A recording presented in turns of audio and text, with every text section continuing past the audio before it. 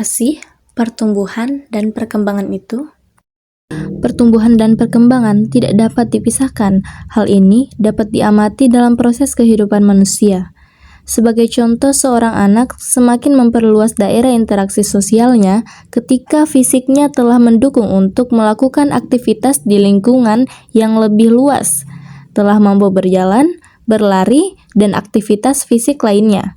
Di samping didukung oleh kemampuan berbahasa, kemampuan berpikir, dan segi emosinya, aktivitas psikis. Selanjutnya kita akan membahas perkembangan fisik, perkembangan emosi, dan perkembangan gaya berpikir.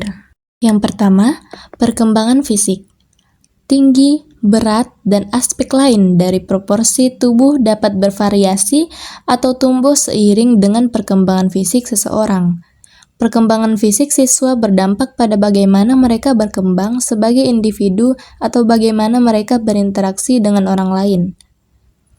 Siswa kelas 1, 2, dan 3 SD biasanya pertumbuhan fisiknya mencapai kematangan, mereka telah mampu mengontrol tubuh dan keseimbangannya. Mereka telah dapat melompat dengan kaki secara bergantian, dapat mengendarai sepeda roda 2, dapat menangkap pola yang telah berkembang, koordinasi tangan dan mata untuk dapat memegang pensil maupun memegang gunting. Pada anak perempuan berusia 9 tahun, sebagian besar sudah mulai mengalami menstruasi pertama. Mereka juga akan mengalami perubahan fisik lainnya, yaitu pertumbuhan payudara.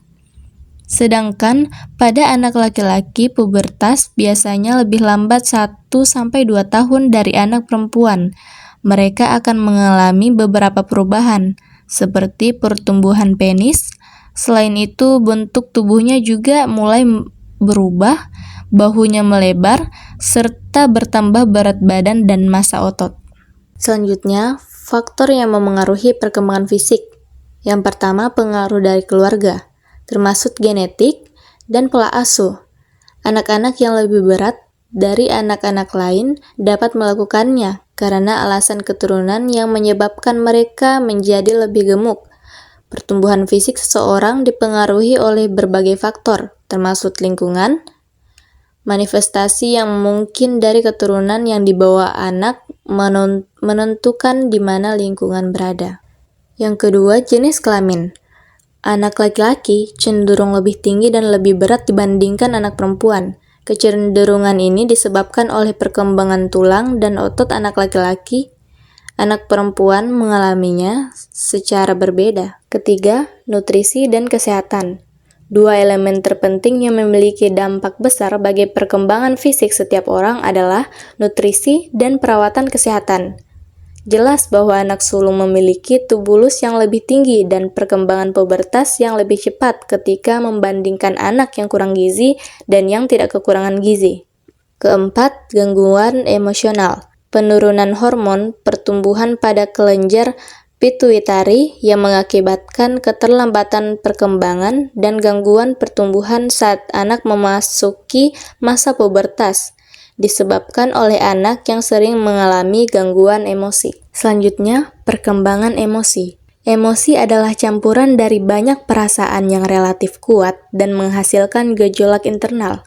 Emosi juga membentuk kontinum atau garis yang berkisar dari emosi positif hingga negatif, seperti halnya perasaan.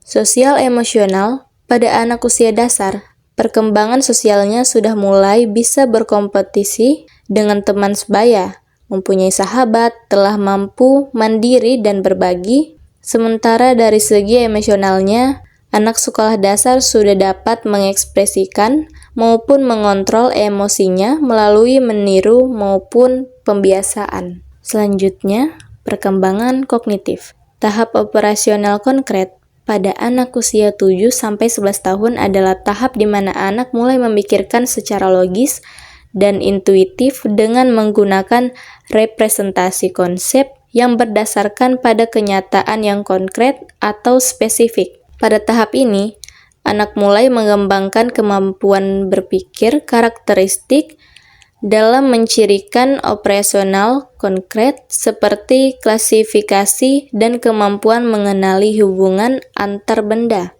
Mereka dapat memahami sistem klasifikasi dalam bentuk vertikal, horizontal, dan diagonal. Anak pada tahap ini juga mulai memahami konsep sebab akibat secara rasional dan sistematis. Selain itu, sikap egosentrisnya mulai berkurang secara perlahan dan mereka mulai memahami bahwa tidak semua orang dapat mengutarakan pemikiran dan perasaannya.